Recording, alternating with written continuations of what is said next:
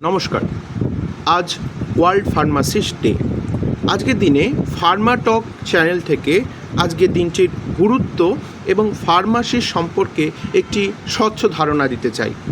এখনও আমরা সবাই জানি যে ফার্মাসিস্ট সম্পর্কে সকলের সঠিক ধারণা নেই এবং ফার্মাসিস্টদের কাজই বা কী সেই নিয়ে আসুন আজকে আমাদের চ্যানেলে আলোচনা হোক। এই সংক্ষিপ্ত ভিডিওয়ে আপনারা জানতে পারবেন ফার্মাসিস্টরা সমাজের কোন গুরুত্বপূর্ণ দায়িত্বগুলি পালন করে।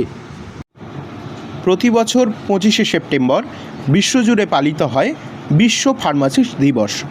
2009 সালে আন্তর্জাতিক ফার্মাসিউটিক্যাল ফেডারেশন FIP এই দিনটি ঘোষণা করে এবং এর উদ্দেশ্য হলো ফার্মাসিস্টদের অবদান সম্পর্কে মানুষের মধ্যে সচেতনতা তৈরি করা।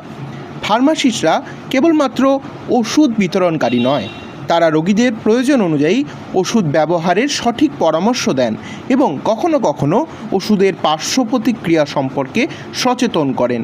এছাড়াও ফার্মাসিস্টরা গবেষণামূলক কাজে নিয়োজিত থেকে নতুন ওষুধ তৈরি করেন এবং ওষুধ নির্মাণ, ওষুধের উন্নয়ন, ওষুধের গুণ নির্ধারণ এই সমস্ত কাজেও ফার্মাসিস্টরা গুরুত্বপূর্ণ ভূমিকা পালন করেন। এক প্রকার বলা যেতে পারে ওষুধ মানেই ফার্মাসিস্ট, ফার্মাসিস্ট মানেই ওষুধ।